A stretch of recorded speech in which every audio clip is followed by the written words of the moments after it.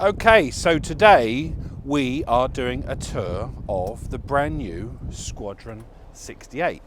And there she is, and we're on the River Hamble, and for once it's a lovely sunny day.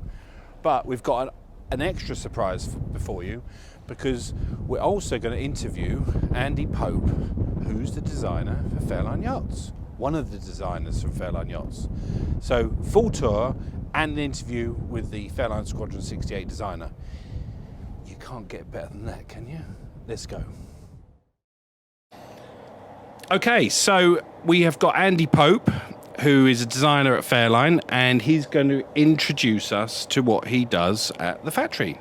Over to you, Andy. Thank you. So, yes, I've been with Fairline now for nearly 30 years. Obviously, times have changed quite a bit in those 30 years. We started out when everything was on drawing boards, paper, pens, the old French curves. Absolutely doing all the old school sketching. We still do a lot of that. Doing the sketching? Yeah, the old... I miss doing the old pen and paper. Yeah. There was something quite relaxing and therapeutic about doing it, and it does make you think about the design a little bit more when you draw every single line. Right. But then there is so much more advantage to doing it in the 3D CAD and even the VR that we use at the moment, because you can get into a level of detail that you just can't imagine when you're trying to do it in 2D. So although times have changed, it's absolutely been for the better. So yeah, 30 years on, still designing boats for Fairline and still enjoying every day. So what year did you 94? That'd be 93. About 93. Yeah, it was April 93 I came as a student. I was here for that first year, went back to finish my final year and then came straight back. So yeah. And the boats at that time you were designing? So back then it was the Squadron 56, it was the Squadron 62 to 65, there was Targa 38s, Phantom 38s. There's some very nostalgic, iconic boats back then. I was going to say, what about the Targa 40? Targa 40, yes. That was, a lot of those Targas were sort of very iconic, I think. The Targa 48 particularly, which was a few years later, but that was a lovely boat, yes. So yeah, I had the pleasure of working certainly with others, Graham and Adam at the time, on those boats. So yeah. Okay, so we're on the new 2022 Squadron 68, and you've obviously had a lot of influence and work with you and your team on this boat. So what was your design brief for this new model? Basically, it is there's no more space, but can you make more space? So, as I say, it's still a 4-cabin boat with 4 heads. Nothing's really changed, but how do you make that space feel so much bigger than it was? So we work quite a lot in creating the zones, giving yourself a lot of spaces to sit, through the cockpit to the saloon, the dining area, and up by the companionway. It's also about working with the light, so repositioning the galley, repositioning the helm, trying to make the windows work a lot harder so you can sort of just drink in that view and gain all that extra light into the boat. The first thing I noticed, this is the ferry wash. This is live. So the first thing I noticed when I came in this boat is just the amount of light. It just feels so light, and I noticed that the wood colours, the dark colours are low down, and I noticed that as you go higher, there's lighter colours. So I can see there's a lot of thought that's gone into it, and the flow of the boat. Can you tell us a bit more about that? Well, the flow was very important in this sort of new layout, the reimagining. It's how you connect all the spaces, so all the spaces breathe really well together. Before, everything was perhaps very right angular, square to each other, but the flow just connects the dining space to the saloon space to the helm space, and you see that upstairs on the Flybridge, you see it in the cockpit, and you see it downstairs. So all the angles, whether it's the headliner or the saloon seating, they all match and they all work together. I've just got to say that Flybridge is absolutely magnificent. I mean, I went up there, and the detailing, the flow, the space, it feels huge. I love the freestanding furniture at the back. I love the glass at the transom area with the teak capping, which is like a real super yacht feel on only 68 feet, and it just feels so much bigger than a 68 Flybridge. And I remember the Squadron 65, which would have been 2012, that kind of time, when you put the 4 sunbeds at the back, and that had a Flybridge the size of an 80-footer.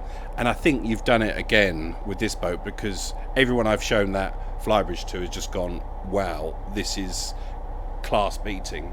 And actually Fairline always were very well known for their Flybridges, and this to me is absolute perfection. Well, the Flybridge was probably one of the no-go areas in terms of design, because when we reimagined the interior, the Flybridge just was ticking all the boxes. We changed the hard top, changed the angle of it, and we changed the louvered sunroof to a complete retractable one.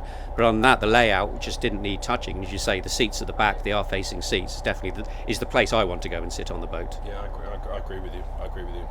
What element or elements of this new Squadron 68 are you most proud of? I think what we wanted to introduce was a sort of refinement and an understated elegance to the boat. So it'll be sort of a collection of the small details, whether it's the detail in the headliner, it's the drinks holders, or the little stainless brightwork that sits in the tables. There's a collection of things, the fluted panels, for example, that you see in the cockpit bar or downstairs in the master cabin. They all give a richness and a luxurious feel to the boat. They're little details in isolation, but collectively they make quite a big statement. Yeah, no, I agree with that. I love those fluted. That's how you say it, is it? Fluted, yes. Fluted, yeah. I mean, they look like an awful lot of work. Whether it's the cutting of the wood or it's the layers. Is it 6 layers of lacquer that go on those? On the gloss lacquer, and can you imagine, those sanding in between? It's a labour-intensive process. Yeah. But we wanted to celebrate the sort of craftsmanship that goes into one of these boats. Yeah. Fairline has never really been about cutting the corners. We want to spend the money where the customer sees it, and we don't want to just deliver a product. We want to deliver an experience, and all these little touch points, these haptics, all sort of come together to make the whole experience so much more. Yeah, well, I think you've knocked it out of the park. I mean, everywhere I look and every day I spend on this boat longer, I find more and more details, and that's when you've got a really good boat. Okay, so what was your biggest challenge on the boat when you did this reimagining? What took the most time? What was the most difficult for you to get right? I think it was most definitely the space packaging at the beginning. As I say, we needed to create more space without actually having any more space. So trying to work out the logistics of pushing the helm further forward or moving the staircase. So just on that helm, yeah, because obviously you just gloss over that. We moved the helm further forward. I mean, that's it sounds an easy thing to say, yes. So what have you done? So the helm has gone forward 40 centimetres, wow. which has made a big difference to the saloon. But that 40 centimetres obviously has an implication into the cabin below. It has an implication onto sight lines. So there's various other things that you have to consider in pulling that forward. But it also meant that we pulled the staircase 20 centimetres to the port side as well, because we wanted to make that starboard cabin more generous.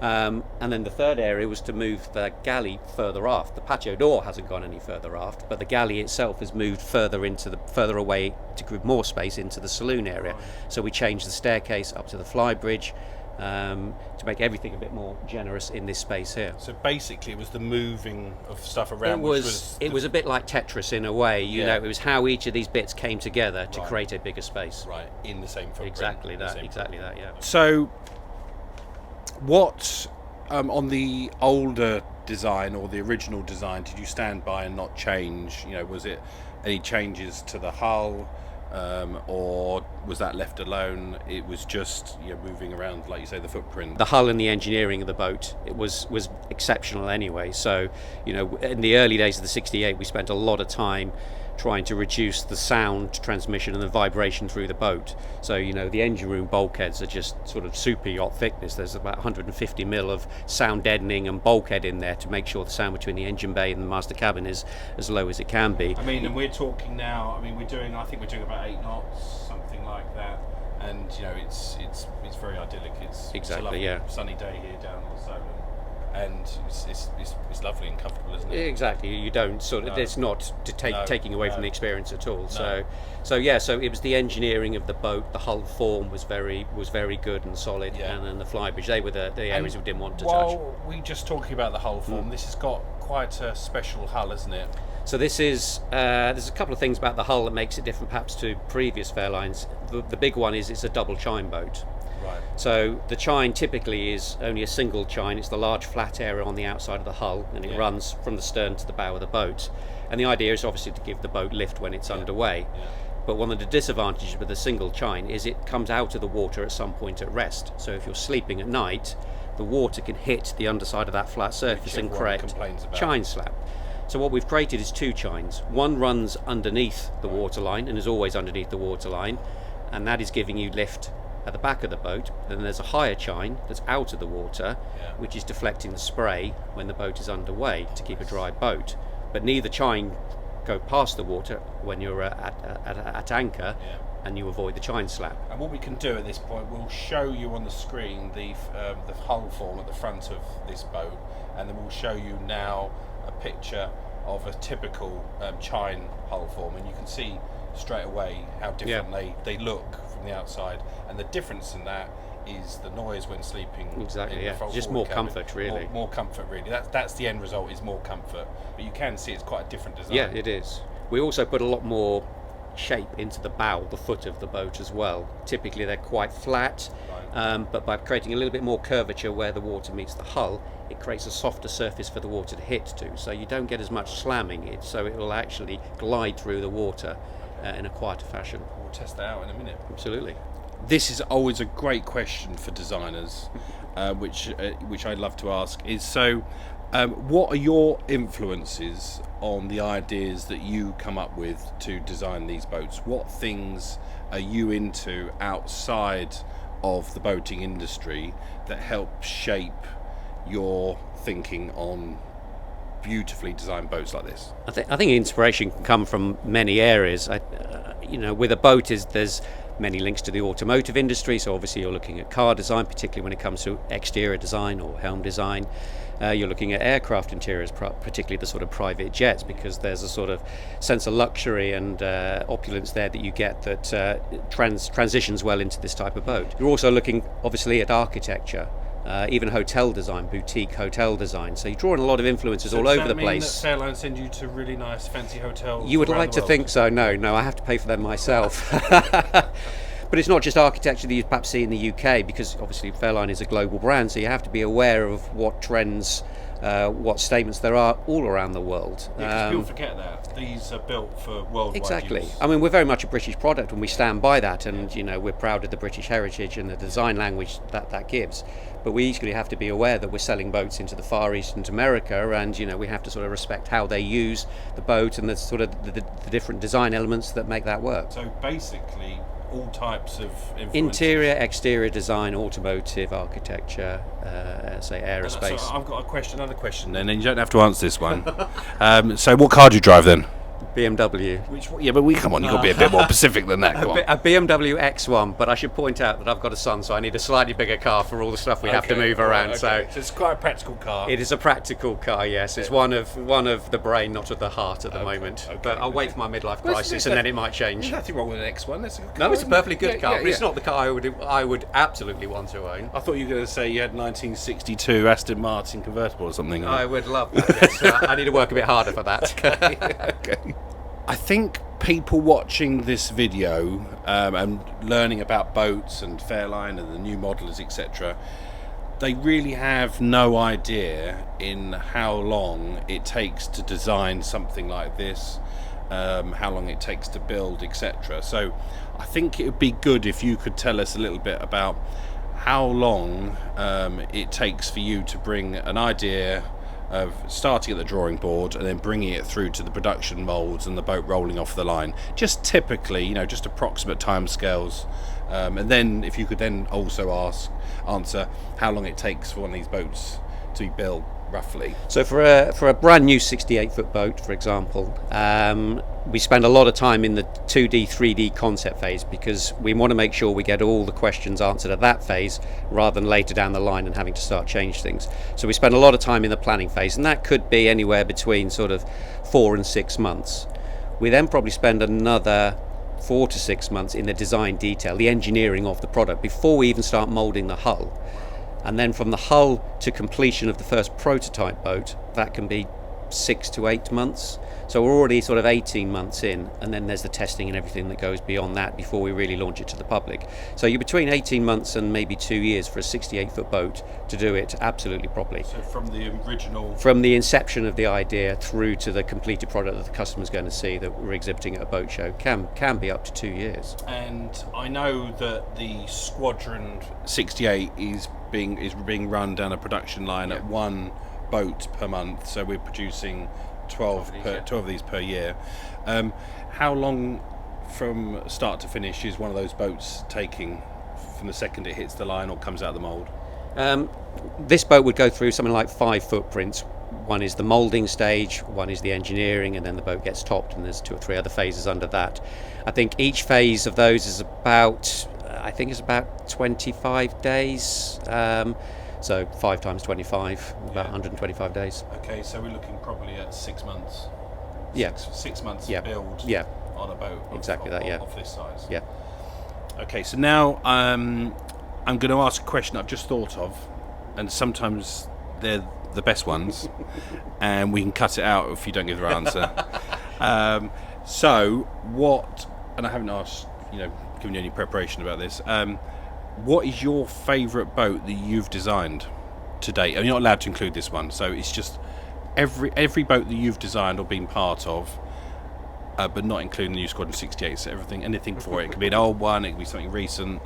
Can I have 2 boats? Okay, you can have 2. Okay. Squadron 58. I loved the old Squadron 58. What year? We're talking now sort of 2008, 2010, wasn't it? I think when we were launching that one. It had the sort of spiral handrail down into the galley, and the galley was lower, and it had the utility underneath. The lovely curved patio doors. Everything sort of just flowed beautifully on that boat. This is the 3 cabin. That was the 3 cabin With boat. the utility under the galley. That was it. Yeah. So that ran out to about 09. Oh no. Okay. 09. So yeah. 09. Yeah. So that ran 06, 05. No, it's 02 actually it was.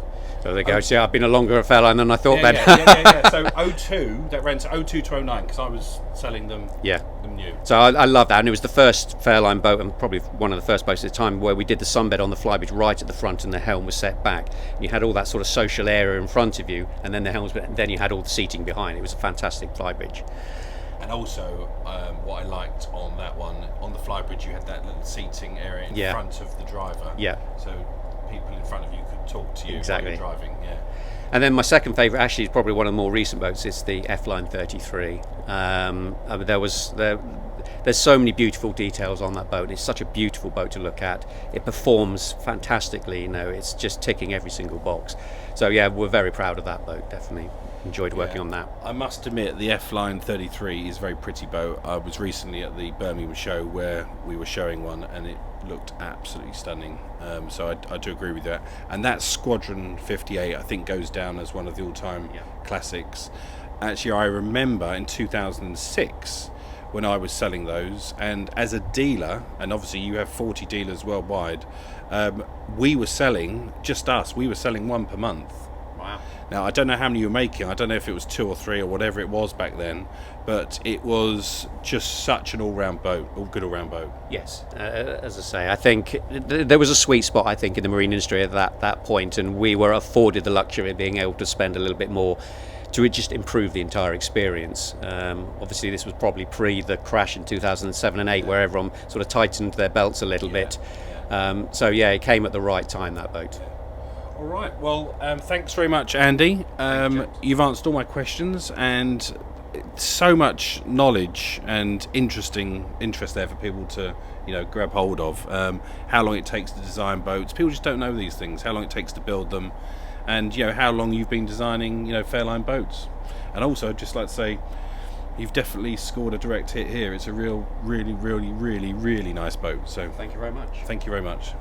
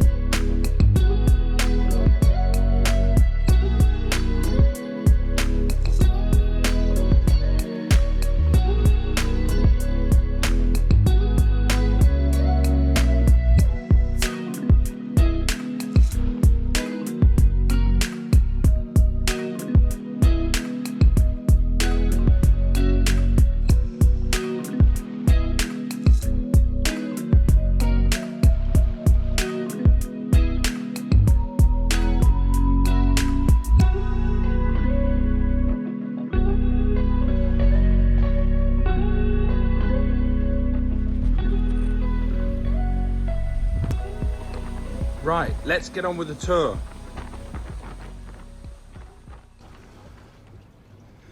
Okay, so this is the high-low platform and the transom of the boat, and it's got some nice little features. The first thing is it's got this really nice little seat, which I pull out here and I sit there, and it's really quite comfortable. It's lovely. And then while we're here, I'll put that away. We've also got a shower. If I can open it, there you go. Here, so you can get washed under here, hot and cold here. I won't open that one, but that does the electric platform lift. And then here, what do you think we have here? More storage. No, this is access to the crew cabin, which I'll show you. But this is a feature you normally only get on much bigger yachts, probably 75 feet and up. So that's a really nice feature. That's 2 berths and a toilet in there. One last thing, normally these high-low platforms, this platform goes up and down. Normally they have grates on them, which lets the water in and out. But actually, if you look carefully, where the teak corking should be, it's actually a hole through to the water. So the water actually goes through these gaps. I've never seen that done before. It's such a simple idea, but look how clean it makes the platform. It makes it super, super clean. So this is the cockpit, and it's a really nice space. You've got these 2 bar stools with this bar, and if I wasn't working, I would be drinking Tarquin's. Have a look at this. It's Tarquin's gin, Cornish dried gin. And if I wasn't working, I would be having one of those today. You've got this lift up window, which it just feels like you're on a bar. And look at this little detail here with the kind of chamfering. Really, really nice. I'll show you some more of that inside the boat. Cockpit table, seats 4, and then 5, 6. So you see 1, 2, 3, 4, 5, 6. Really nice space here. Headlining is like a leather. I know it's not leather, but it's kind of a leather look and feel, which is very nice. And even these gates, these transom gates, you can't really see in this light, but can you see that little wire? There's a little LED light that lights this gate up at night. We'll try and get a picture to show you how good these gates look at night. And while we're down here, look at this lovely deck equipment. The winch with the pedal down here, the cleat, the rope storage, look, all lined underneath. It's all beautifully made. Okay, so now we're going to go to my favourite part, which is the Flybridge. But before we do that, I want to show you my socks. And they are the Beatles. And he is Paul McCartney. And do you think it looks like Paul McCartney? No. Okay. Well, they are the Beatles, son. So, let's go up to the Flybridge.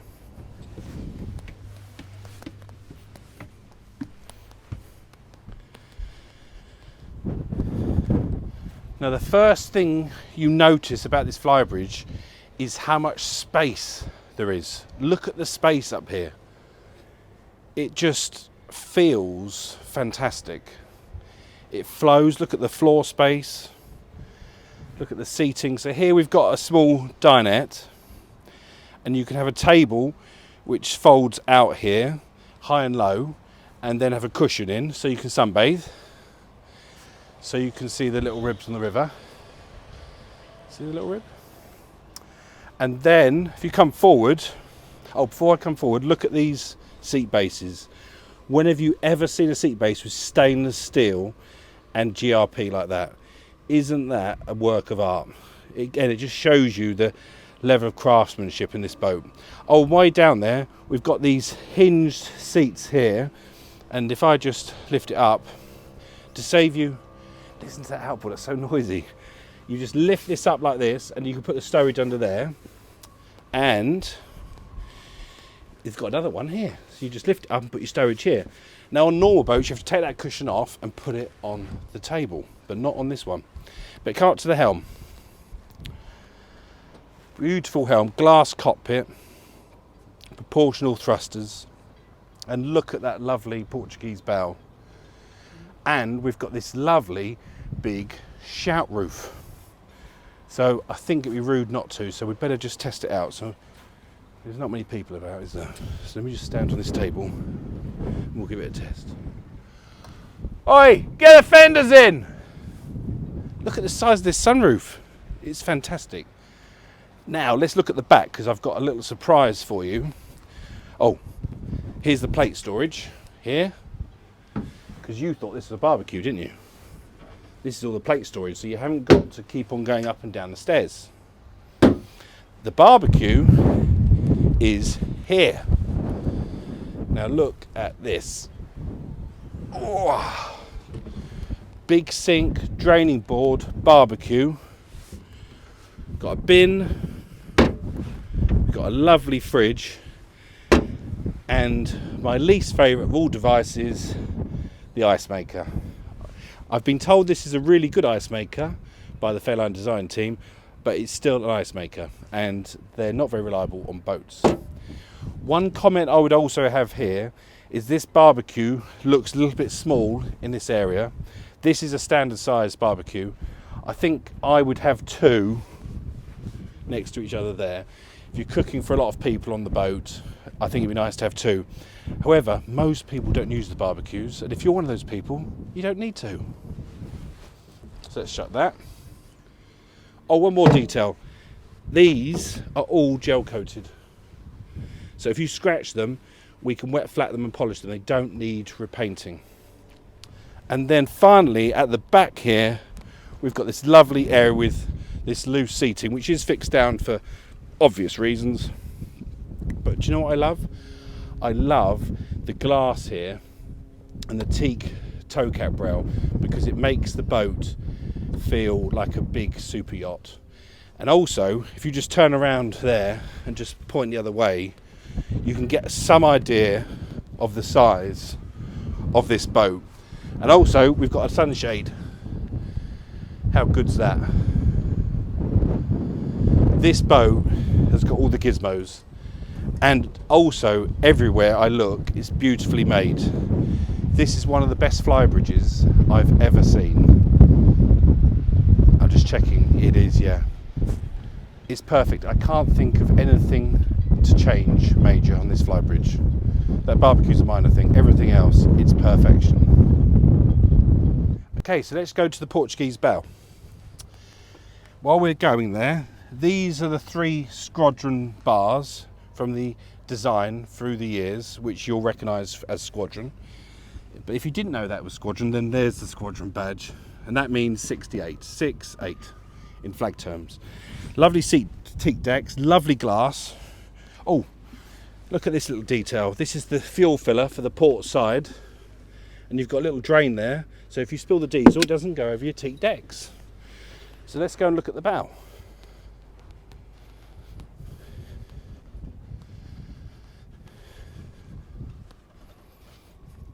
Now the first thing I notice up here is how clean the deck is. Look, there's no winches or chains or ropes. Well, there's one rope there, but that's because the windlass is hidden in here. Come have a look. It's hidden in there. There's the windlass. And then the chain is in there, which I won't bother showing you. But look at this sun pad. I'll just demonstrate it for you. It's a March day on the River Hamble in England, and it's not that warm, but you can imagine yourself in the Mediterranean or somewhere warm. It is lovely. But my favourite bit, that's a fender locker by the way, my favourite bit is this seat. Look at that. Lovely little seat to relax. I can see right through the boat. Have a look through the boat there. And you'll also notice that this boat has got a one-piece screen. Look, there's no mullion. Look at that one piece of glass. It really is a work of art, this boat. Every little detail has been thought about. I really like it. Oh, there's a little phone charger there as well, along with the mood lighting as well. It's so nice, this boat. Yeah.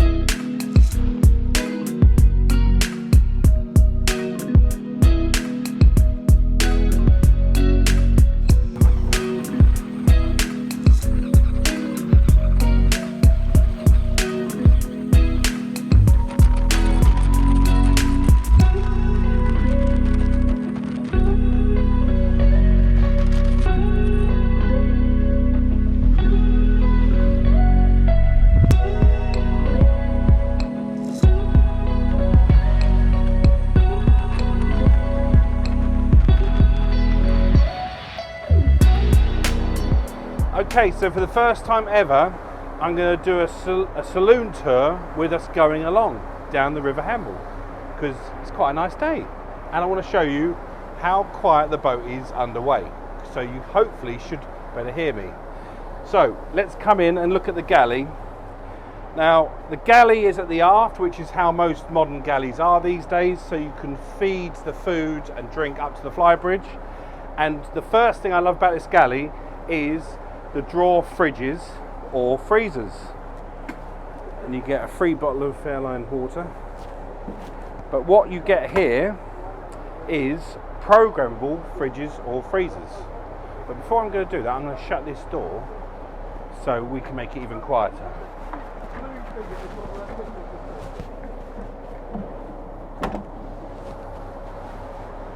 Which is done like so. And like so it's even quieter. This saloon is so light. So you've got all this glass door here, you've got all this glass around here, and if I just squeeze past you, look at the space. Look at the space on this boat. Look at the light. This is the top of the handle. Can you see the sandbanks? It's going out the handle there. So it's a really, really big space, but it's made better by the amount of glass.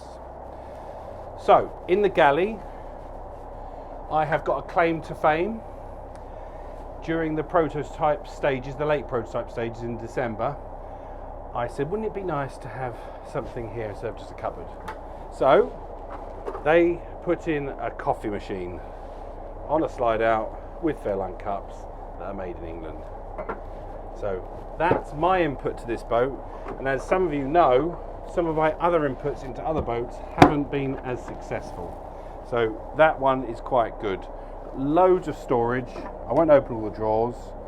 Lots of cutlery spaces. And I love these deep bins here. Look, that could easily not be there, but you've got these deep bins, and you've got these high level cupboards here. Big sink, dishwasher. I'm not a great fan of dishwashers on boats, but that oven is nice, and it is a mealie. Is that how you say it? It's a mealie. Okay, opposite the galley we have got the dinette. Now notice the floor here is wood and leather seats, so if you drop food or drink on this area here, it's all good.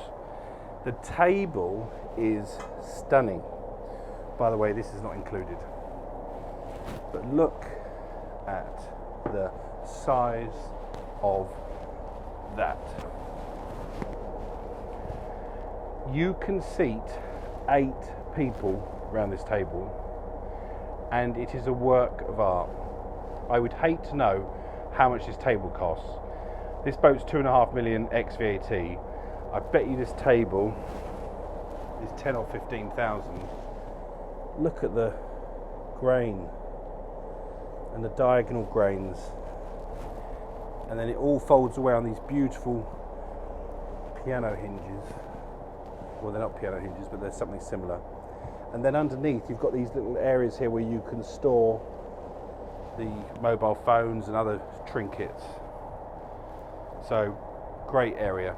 In here you've got the glasses, which you've got there, and look at this lovely fluted walnut with 6 layers of lacquer. Can you imagine having to sand in between all those grooves to get 6 layers of lacquer on? Crockery's under here. I think you pull a big button, there it is, with all bone china, which is included in the very reasonable price tag. Moving forward, we've got another storage area there. Do you want to see that? No. But it's nice. It's about that deep and you can put your mobile phones in there. The TV is 55-inch and comes up here. I won't demonstrate it, you know what TV looks like. But look at this lovely detail here. And lots of space. And you step up slightly, and that's so you can get a better view. Even the little coffee table is a miniature work of art with all the different textures and finishes. Glass, stainless, wood, and high quality something with a fiddle rail. You've also got, I don't know if you can see under the seat there, you've got mood lighting. You can have, not my favourite as you know, but you can have an ice maker in here, but I think today this one's just a cupboard. Everything is thought about, lots of curves. So let's go and look at the helm. Before we go to the helm, you've got these lovely Sonos speakers, which are portable, you connect your phone to. There's 4 in there, it's an extra, but you can move your music around the boat. This boat is also fitted with a big sound system, lots of subwoofers, lots of amps. Sounds fantastic, but I can't show you because YouTube don't like it. So put that back in there. So let's look at the helm. Before we look at the helm, look at the detail around the helm. This curved piece of wood here, this lovely kind of floating, can you get the perspective? This kind of pod is floating on the dashboard here. All glass cockpit. Hopefully we're not going to hit that buoy. See, we're just going around the buoy at the top of the handle and pulling back around into Southampton water. All of these are recessed flat. I won't touch any controls because the skipper's upstairs driving and that sun is quite bright, but it's really, really beautiful. All the instruments are on touch screens, as you'd expect. All the engine instrumentation, the GPS, etc. We've got more engine information here. Trim tabs, Garmin controls, proportional thrusters, windscreen wipers. But what I like, they've hidden all the ignition starts, the Seakeeper. This boat's fitted with a Seakeeper gyro, the electric spotlight, the autopilot, and all the ugly stop and start buttons are all hidden in this little compartment. So the dashboard is really clean. But you think, well, where are the gauges? These are electronic gauges. They haven't forgotten. Down here we have all the analog gauges which show you the fuel, the water, and all the various trip switches that you need to turn on things manually if your touchscreens stop working. And then in between the seats you've got a lovely holder here, which is a charging pad for your mobile, and of course your drinks holder for that all important drink. I don't know why the VHF is there, it should be plugged in, but we've got a lovely side door here, which I can just quickly show you. Just push like that, and you can see we're doing about 8 knots. Can you see? Oh, it's nice, it's a nice breeze. Oh, it's hot in here. That's nice. Anyway, that's the side door, and I can fit through it, but I'm not going to demonstrate it. The feeling you get on this boat is of quality. Everything you touch, everything you open is beautifully made. I don't think I've seen a boat this highly finished ever before, and I'm thinking about quite a lot of boats. There's some beautiful boats out there, beautiful brands, but Fairline have absolutely smashed this out of the park. Okay, so this is my second favourite place in the boat. It's the master cabin. And before we go into the master cabin, we've got a little washing machine down here, which is a washer dryer, and we have some storage here. No, we don't. We have the trip switches. we have some trip switches there. Now this room, well,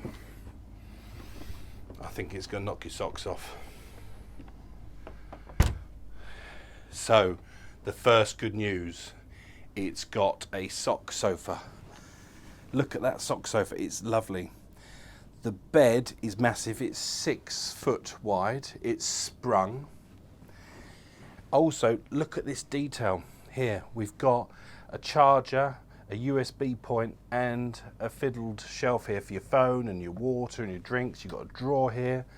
You've got light switches both sides of the bed. You've got a reading light.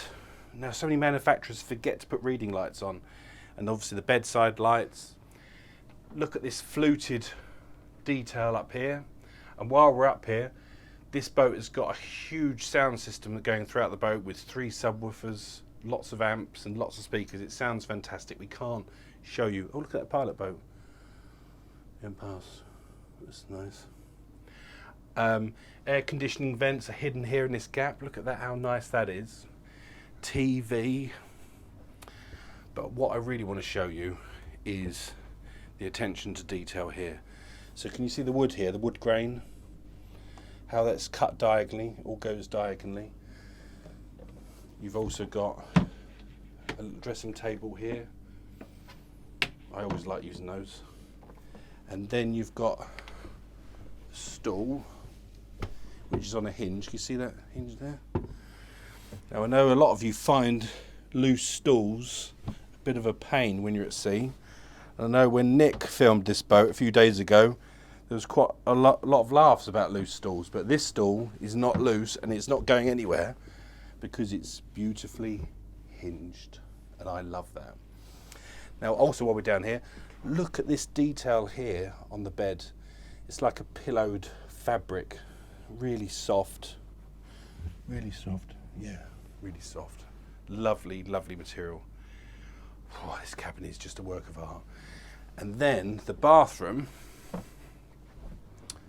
through here, the detailing and quality continues. Lovely toilet, sinks, these worktops. Now look at these doors. These doors have got the worktop built into the top of the doors. That's a lot of work. Just so much. I love that cubby hole. Look at that cubby hole. The shower is massive, look. And it's got buttons, look. It's such a good shower. I'm not going to press it, but you've got buttons, and look at that. It's got one of those big waterfall heads. Got a noisy extractor fan and a window for people to see you through. I'm joking, it's got a blind. I love it. I absolutely love it. Look at the door handles. Look at that door handle. And while we're on doors, let me show you another detail, which is on the back of the door on this cabin, which is really, really nice. Look at this. That wood inlay. And look at these curves. Now, I'm going to stick my neck out here. Look at the ceiling. Look at all that detail. I'm going to stick my neck out here. This is the best master cabin I've ever seen on a boat. No excuses, no caveats. This is the best quality master cabin I've ever seen. What do you think? Pretty good. It's very, very good. I love it. Absolutely love it.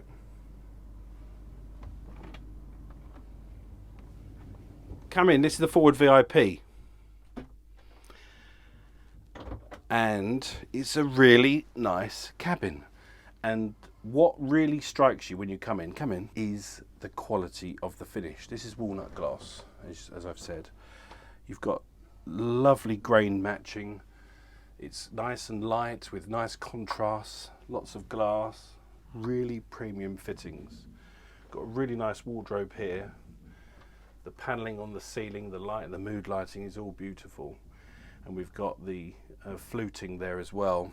And then we have got the cabin toilet here and shower, which is a good size. And actually, with the Fairline towel, let's see if it passes the floss test. I'm pretty sure it does. Yep, that all works. So I'll tidy that up later, but really nice. Look at that curved wood on there. Loads of storage in here. Toilet, there's a toilet, and we've got a Jack and Jill door which takes you out into the passageway. But it's all really good. Okay, so coming back, we have then got the starboard side twin, which has got 2 beds which electrically go together with a switch here, and you've got the light switch, the charger, and when the bed moves across you've still got a light switch and the charger over there, which I love. You've got really generous wardrobes, which you can see there with the light in there. See the light in it? And of course you've got the bathroom in here. If you come in and have a look, you've got the lovely bathroom there, which I can tell you also passes the floss test and is really nice quality again. Now this boat has got a little trick up its sleeve because it's got a utility room. Now most people want an extra cabin, the 4th cabin, instead of the utility, but after you've seen the utility I think you might change your mind. Okay, so this is the utility room, which can be a 4th cabin. But do you know my favourite bit about it? Do you remember on my Squadron 58 videos from 2006 and 2007, the boat, not my videos, they had an ironing board? Well, the ironing board is back. Look at that. Hafel. That is a really nice ironing board. But look at all this storage. I'm not going to open all the cupboards, but you've got another fridge. And you've got just a really nice, practical room with cupboards everywhere. So, what do you think about that? I really like it. I want to show you this hatch,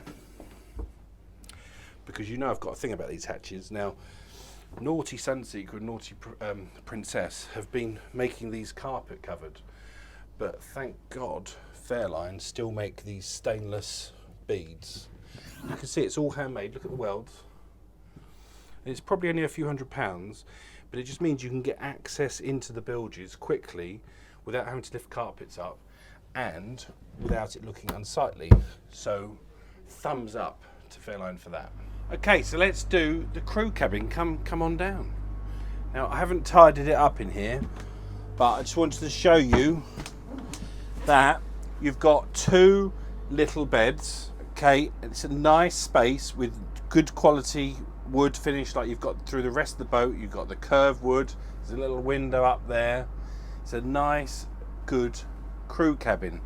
And down here we have the crew heads, which you just put your camera in there. You can see it's got the built-in shower room, toilet and sink.